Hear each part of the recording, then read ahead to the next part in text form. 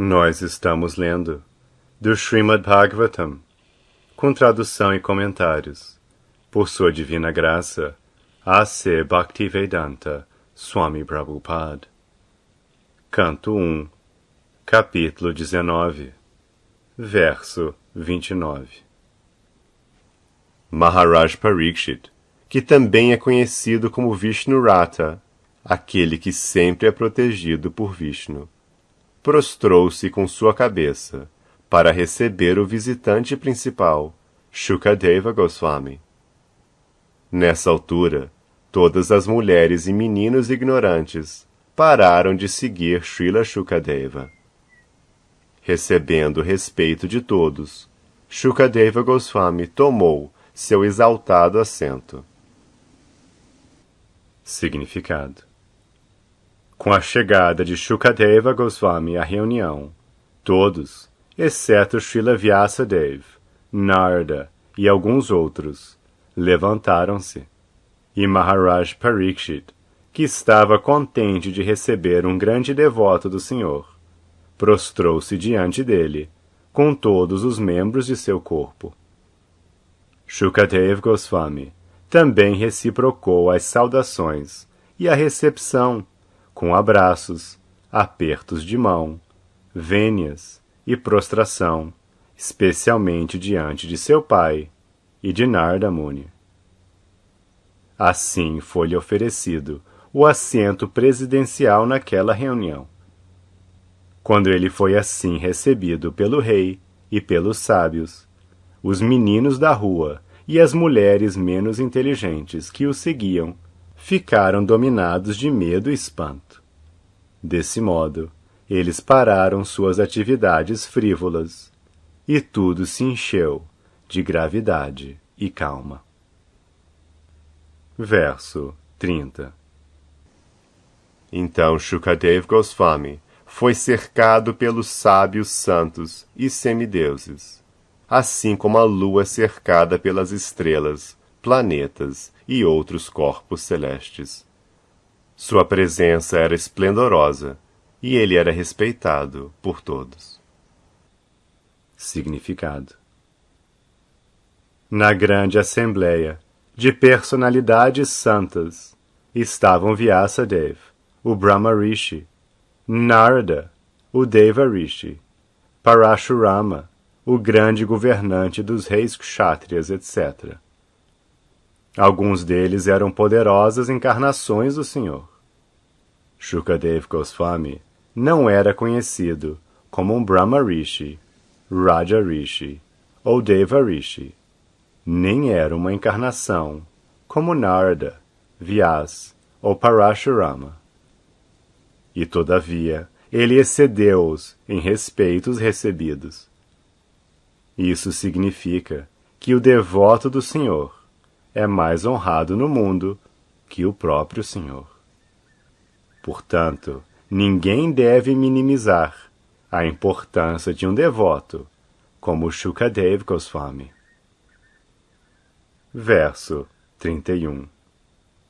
O sábio Sri Shukadeva Goswami sentou-se tranquilamente, inteligente e pronto para responder a qualquer pergunta sem hesitação. O grande devoto, Maharaj Parikshit, aproximou-se dele, ofereceu seus respeitos prostrando-se diante dele e perguntou polidamente, com palavras doces e mãos postas.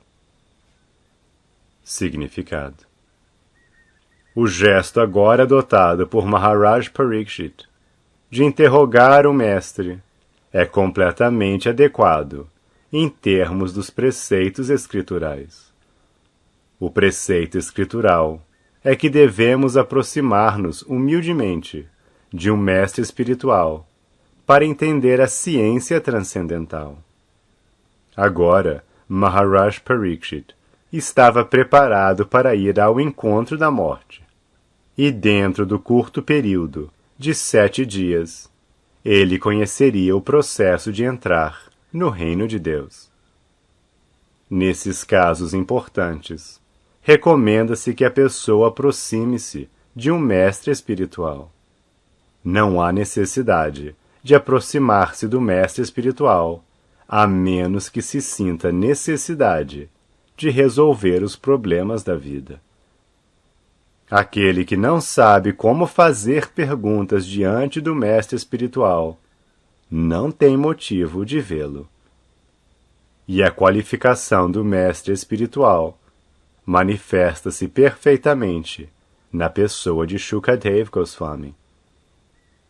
Tanto o mestre espiritual quanto o discípulo, ou seja, Shukadev Goswami e Maharaj Parikshit, alcançaram a perfeição por intermédio do Srimad Bhagavatam.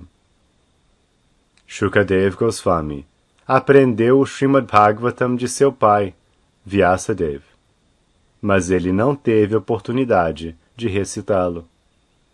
Diante de Maharaj Parikshit, ele recitou o Srimad Bhagavatam e respondeu às perguntas de Maharaj Parikshit sem hesitação. E assim tanto o mestre quanto o discípulo obtiveram a salvação. Verso 32. O afortunado rei Parikshit disse: Ó Brahmana, unicamente por tua misericórdia, tu nos santificaste, transformando-nos em lugares de peregrinação. Tudo por causa de tua presença aqui, como meu convidado. Por tua misericórdia, nós, que nada mais somos que a realeza indigna, nos tornamos elegíveis a servir ao devoto.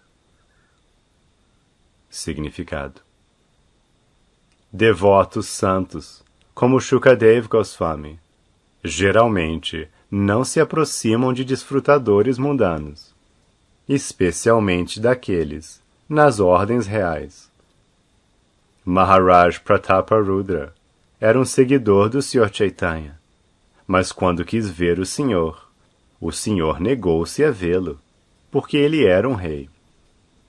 Para um devoto que deseja voltar ao Supremo, duas coisas são estritamente proibidas: desfrutadores mundanos e mulheres. Portanto, os devotos do nível de Shukadev Goswami nunca estão interessados em ver reis. É claro que Maharaj Parikshit era um caso diferente. Ele era um grande devoto, embora rei, e portanto Shukadev Goswami veio vê-lo na última fase da vida. Maharaj Parikshit, devido à sua humildade devocional, sentia-se um descendente indigno de seus grandes antepassados kshatriyas, embora fosse tão grandioso como seus antecessores. Os filhos indignos das ordens reais chamam-se Kshatra Bandhavas, assim como os filhos indignos dos Brahmanas chamam-se Dvija Bandhus, ou Brahma Bandhus. Maharaj Parikshit sentiu-se muitíssimo encorajado pela presença de Shukadeva Goswami. Ele sentiu-se santificado pela presença do grande santo, cuja presença converte qualquer lugar em local de peregrinação. Verso 33. Simplesmente por nos lembrarmos de ti, nossos lares tornam-se instantaneamente santificados. E o que dizer de ver-te, tocar-te, lavar teus santos pés e oferecer-te um assento em nosso lar? Significado: a importância dos lugares sagrados de peregrinação deve-se à presença de grandes sábios e santos. É dito que as pessoas pecaminosas vão aos lugares sagrados e deixam seus pecados acumulados ali. Mas a presença dos grandes santos desinfeta os pecados acumulados.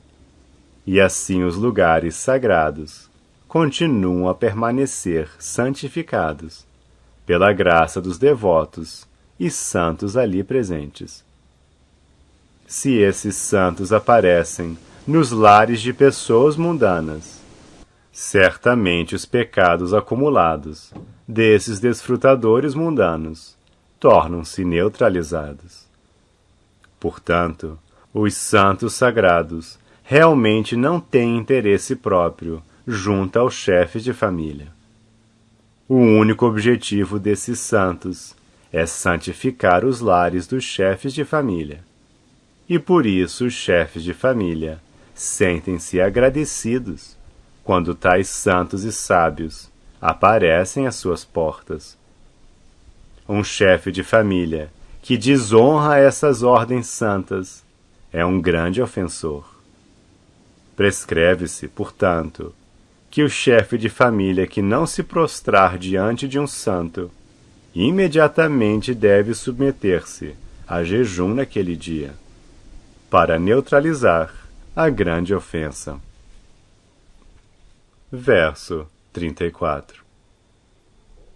Justamente como um ateísta não pode permanecer na presença da personalidade de Deus, da mesma forma, os pecados invulneráveis de um homem são imediatamente removidos em tua presença, ó Santo, ó grande místico. Significado: há duas classes de seres humanos, a saber, o ateísta e o devoto do Senhor.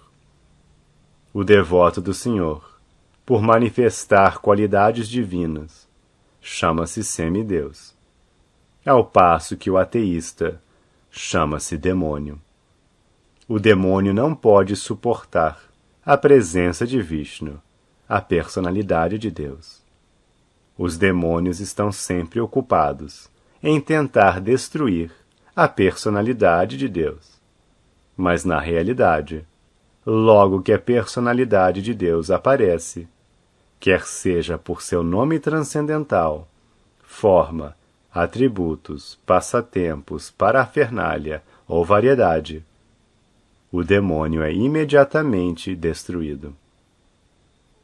É dito que um fantasma não pode permanecer presente logo que se cante o santo nome do Senhor. Os grandes santos e devotos do Senhor estão na lista de sua parafernália. E assim, tão logo um devoto santo esteja presente, os pecados fantasmáticos são imediatamente removidos. Este é o veredito de todas as literaturas védicas. Recomenda-se, portanto, que nos associemos somente com devotos santos, para que os demônios e fantasmas mundanos não possam exercer sua sinistra influência. Verso 35. O Senhor Krishna, a personalidade de Deus, que é muito querido pelos filhos do rei Pandu, aceitou-me como um daqueles parentes, simplesmente para satisfazer seus grandes primos e irmãos. Significado: um puro e exclusivo devoto do Senhor serve ao interesse de sua família mais habilmente que os outros, que são apegados a afazeres familiares ilusórios. Geralmente as pessoas são apegadas aos assuntos familiares, e todo o ímpeto econômico da sociedade humana move-se sob a influência da afeição familiar.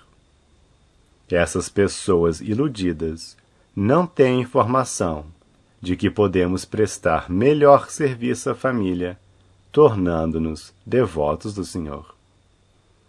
O Senhor dá proteção especial aos familiares e descendentes de um devoto, mesmo que tais membros sejam não devotos.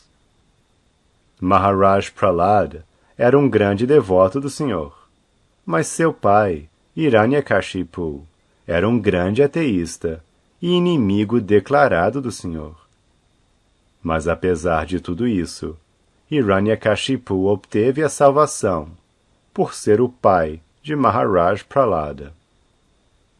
O Senhor é tão bondoso que dá toda a proteção aos familiares de seu devoto.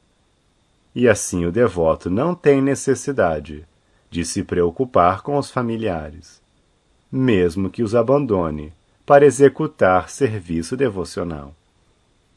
Maharaj Yudhishthira e seus irmãos eram filhos de Kunti, a tia paterna do Sr. Krishna. E Maharaj Parikshit admite a proteção do Sr. Krishna, por ele ser o único neto dos grandes Pandavas. Verso 36. De outra forma, sem ser inspirado pelo Sr. Krishna, como é que apareceste voluntariamente aqui, embora andes incógnito ao homem comum, e não sejas visível para nós, que estamos à beira da morte? Significado: o grande sábio Shukadeva Goswami foi certamente inspirado pelo Sr. Krishna a aparecer voluntariamente diante de Maharaj Parikshit, o grande devoto do Senhor, simplesmente para transmitir-lhe os ensinamentos do Srimad Bhagavatam. Pode-se atingir o núcleo do serviço devocional ao Senhor pela misericórdia do mestre espiritual e da personalidade de Deus. O mestre espiritual é o representante manifestado do Senhor para nos ajudar a alcançar o sucesso final. Alguém que não seja autorizado pelo Senhor não pode tornar-se um mestre espiritual. Srila Shukadeva Goswami é um mestre espiritual autorizado, e assim ele foi inspirado pelo Senhor a aparecer diante de Maharaj Parikshit e instruir-lhe os ensinamentos do Srimad Bhagavatam. Podemos alcançar o sucesso final de voltar ao Supremo se somos favorecidos pelo fato de o Senhor enviar seu representante verdadeiro. Logo que um devoto do Senhor encontra-se com seu representante verdadeiro, o devoto tem assegurada uma garantia de voltar ao Supremo, justamente após deixar o corpo atual. Isso, contudo, depende da sinceridade do próprio devoto. O Senhor está sentado no coração de todos os seres vivos, e assim ele conhece muito bem os movimentos de todas as pessoas individuais. Logo que o Senhor observa que uma alma em particular está muito ansiosa por voltar ao Supremo, o Senhor envia imediatamente seu representante autêntico. O devoto sincero recebe, assim, a garantia do Senhor de que voltará ao Supremo. A conclusão é que obter a assistência e ajuda de um mestre espiritual fidedigno significa receber a ajuda direta do próprio Senhor. Verso 37. Tu és o mestre espiritual de grandes santos e devotos. Portanto, suplico-te que mostres o caminho da perfeição a todas as pessoas, e especialmente a alguém que está para morrer. Significado: a menos que estejamos perfeitamente ansiosos pelo caminho da perfeição, não temos necessidade de nos aproximar de um mestre espiritual. O mestre espiritual não é um tipo de decoração para um chefe de família. Geralmente materialistas da moda adotam pretensos mestres espirituais, sem qualquer proveito. O pseudo-mestre espiritual bajula o suposto discípulo, e desse modo tanto o mestre quanto seu pupilo vão para o inferno, sem nenhuma dúvida. Maharaj Parikshit é o tipo correto de discípulo, porque expõe questões vitais para o interesse de todos os homens, particularmente para os moribundos. A pergunta apresentada por Maharaj Parikshit é o princípio básico da tese completa do Srimad Bhagavatam. Vejamos agora quão inteligentemente o grande mestre responde. Verso 38. Por favor, deixe-me saber o que um homem deve ouvir, cantar, lembrar e adorar, e também o que ele não deve fazer. Por favor, explica-me tudo isso. Verso 39. Ó Brahmana poderoso, é dito que raramente permaneces nas casas dos homens durante o tempo suficiente para ordenhar uma vaca. Significado: os santos e sábios na ordem de vida renunciada vão às casas dos chefes de família no momento em que eles ordenham as vacas, de manhã cedo, e pedem um pouco de leite para a subsistência. 1 litro de leite fresco do úbre de uma vaca é suficiente para alimentar um adulto com todos os valores vitamínicos, e, portanto, os santos e sábios alimentam-se apenas de leite. Mesmo o mais pobre dos chefes de família mantém pelo menos 10 vacas, dando cada uma de 12 a 20 litros de leite. E, portanto, ninguém hesita em poupar alguns litros para os mendicantes. É dever dos chefes de família manter os santos e sábios, assim como os filhos. Desse modo, um santo como Shukadev Goswami raramente permanecia na casa de um chefe de família por mais de 5 minutos pela manhã. Em outras palavras, tais santos raramente se veem nas casas de chefes de família.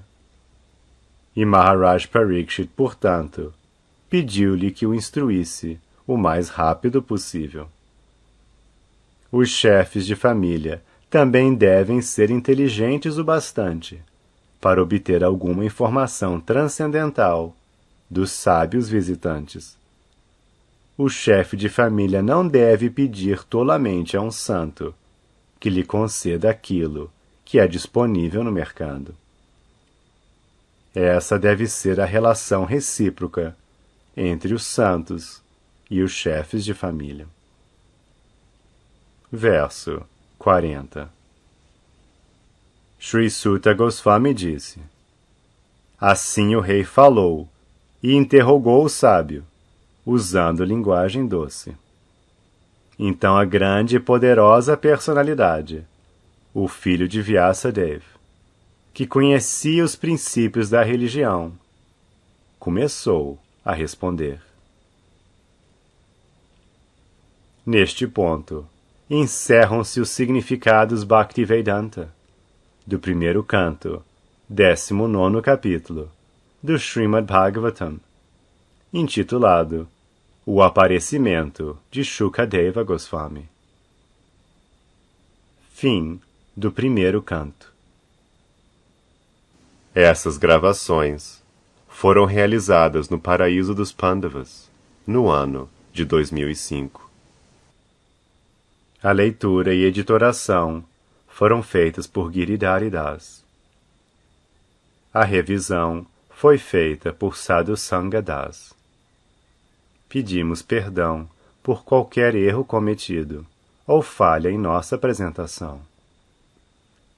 Oramos aos devotos e ao Senhor, que possamos eternamente ficar engajados em glorificar o Senhor e seus devotos. As traduções e comentários desse primeiro canto do Srimad Bhagavatam têm um valor muito especial. Srila Prabhupada os escreveu de 1959 a 1965, antes de sua vinda aos Estados Unidos para iniciar o movimento Hare Krishna. Uma leitura atenta e contínua do primeiro canto do Srimad Bhagavatam é suficiente para a perfeição da vida humana. Todas as glórias a Srila Prabhupada, todas as glórias ao Srimad Bhagavatam. Todas as glórias aos devotos e devotas reunidos. Hare Krishna.